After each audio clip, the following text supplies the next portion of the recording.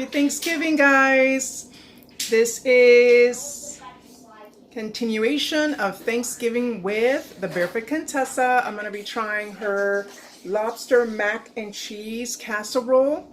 Yeah, that looks super delicious. I know I'm adding some lobster. It's not the traditional Thanksgiving type of dish, but you know, switching it up a little bit this year, getting fancy with it since I'm doing Thanksgiving with Ina Garten from the Food Network channel. Love her.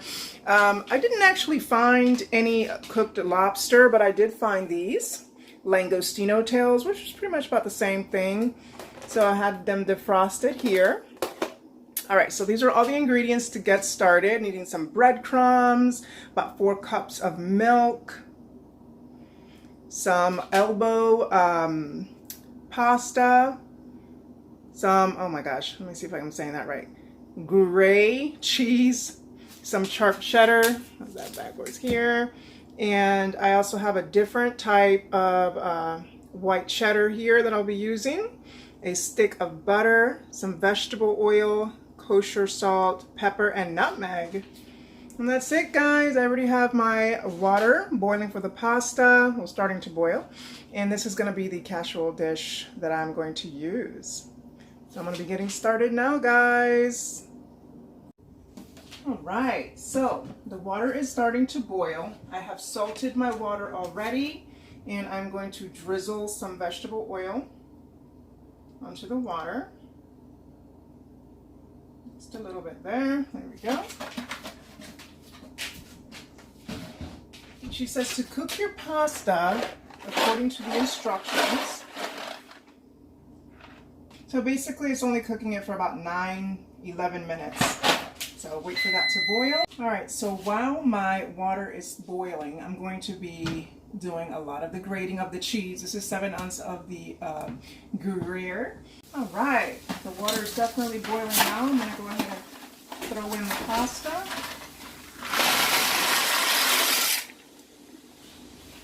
Give it a quick stir and just bring it back to a boil, and then cook it for about 9-11 minutes until al dente.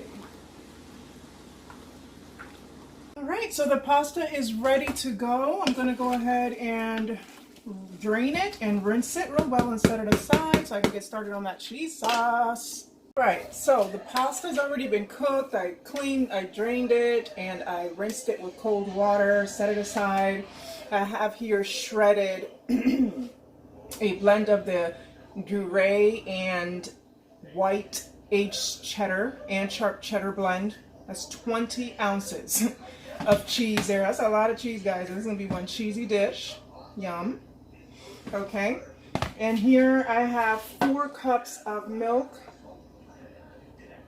heating up. You don't want to boil it. You just want it to be nice and hot, but don't bring it to a boil. So getting that started there. All right, so now get this here. We're going to be melting 6 tablespoons of butter.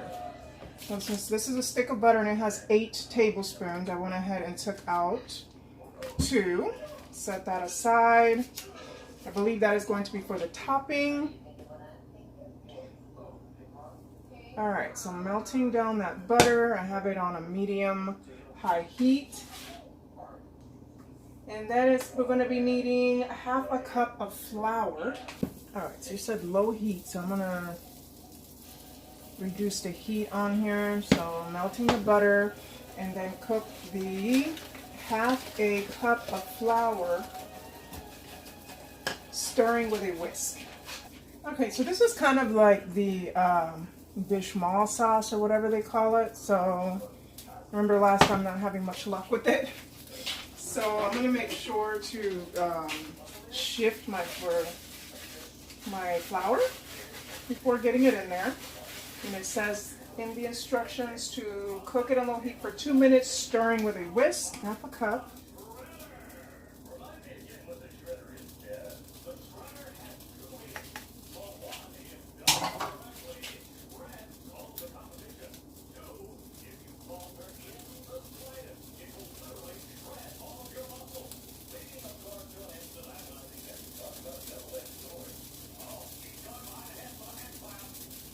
Okay, perfecto. So far so good. Make sure my milk is doing okay here.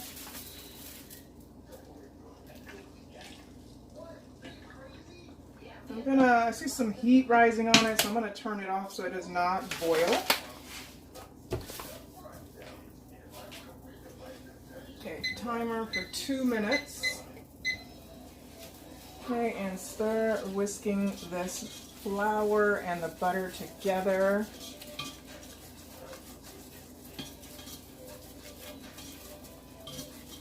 Oh yeah, so far it's looking real good. It's already smooth. There is no, oh, make sure to hit that side there.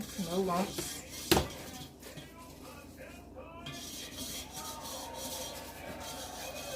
It's already super smooth.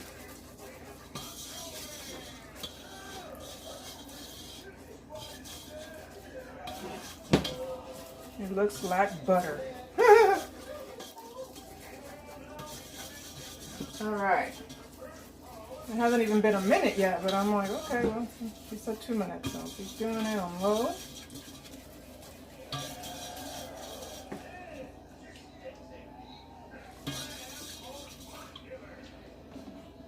Put my milk off the heat so it doesn't cook in the bottom.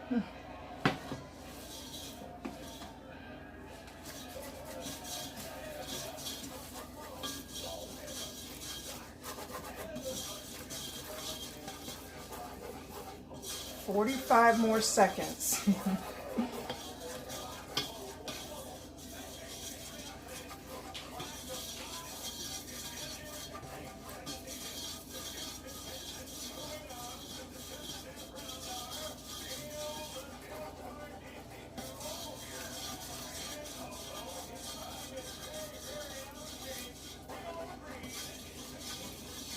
Guys, I think I'm doing a lot better this time with this particular kind of flour and buttermilk sauce.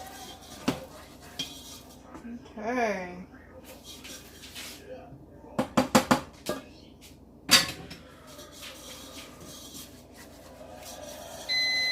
Now it's time to start adding the milk, the hot milk here. I'm assuming a little at a time.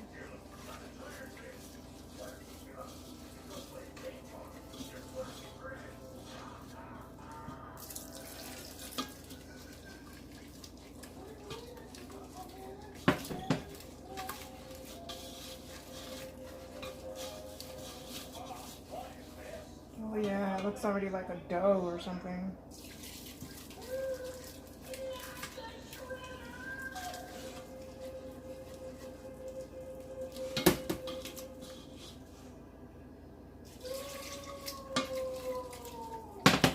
Well, that hot milk thing really does help.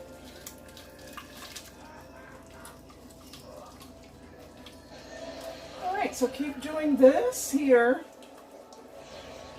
until it is smooth, thickened, and smooth. And it is looking really good so far. Thank God. I don't know if you watched my moussaka video, but I was basically doing the same thing here, and it was just like, oh my goodness. So this is definitely like, woo! I'll conquer on the bechamel sauce. Look at that. Oh wow, yes. Thank goodness, it is Thanksgiving, man.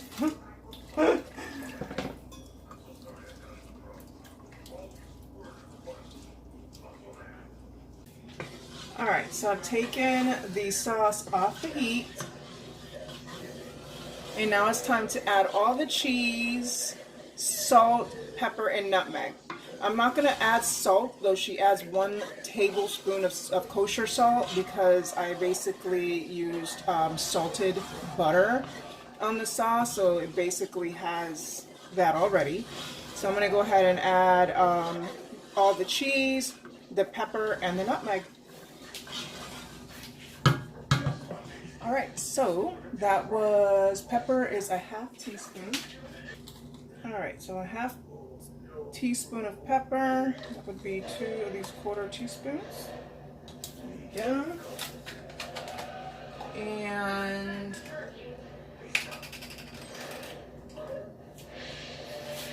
a half teaspoon of nutmeg.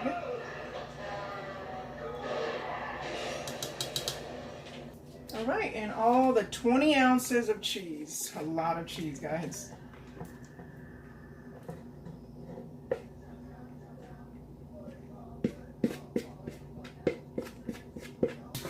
All right, mix this together. And then it says add the macaroni and the lobster, which in my case is the lobstertini. Look how delicious they are. Add the pasta first. I use these nice big elbow ones.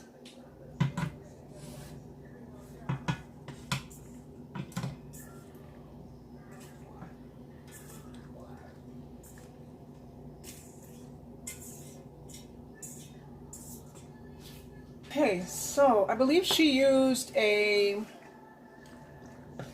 1.5 pounds of the lobster meat. I found this is a pound. I found a bag that was just a pound, but it's better than none, right? Mm-hmm. All right, and now I'll just stir well.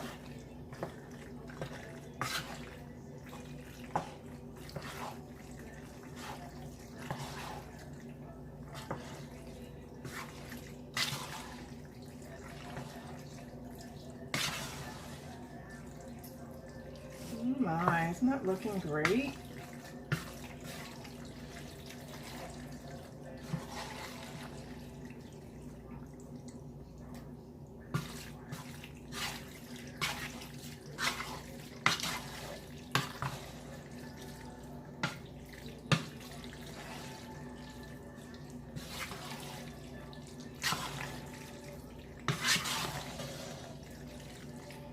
This is awesome. This turned out so great. I even got to redeem myself with the bechamel sauce.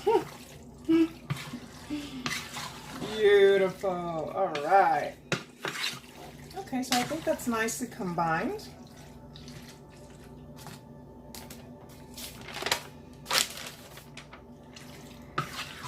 All right, so she made her breadcrumb, which is the topper. Since it's a casserole, you know, you want to have that little crunchy top to it. She did her own homemade breadsticks. I'm not going to do that for the sake of time. So I'm just going to put an already made delicious breadcrumb that I always use. All right, so now I'm going to put it in the casserole. She put it into individual baking dishes there, but yeah, I don't have that, so I'm going to be doing this. Go ahead and transfer this over to the dish.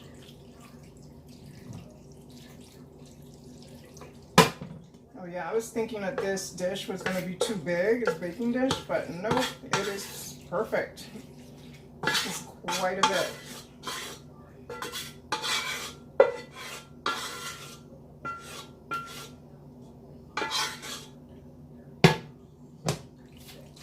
Look at that, guys.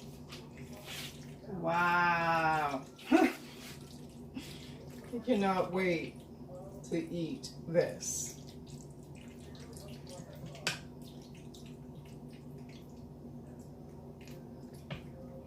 All right, so now what I'm going to do is I'm going to cover this guy up because I need to go head over to my sister's house. Again, it is Thanksgiving, so we're going to finish it off at her house by putting the breadcrumbs and popping it in the oven for 30 to 35 minutes in 375 degrees. See you then. Okay, we made it safely to my sister's house. So I've already sprinkled the breadcrumbs on top. It's about 1.5 cups, and we're about to pop it in the oven at 375 for about 35 minutes. Look at this beauty. Oh my gosh, I cannot wait to try it, guys. I just took it out the oven. It is looking so good. All right, guys, it's that time to taste it.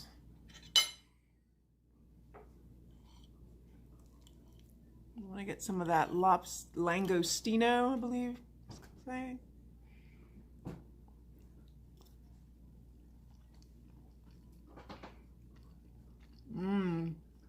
Very creamy. Love the Langostino.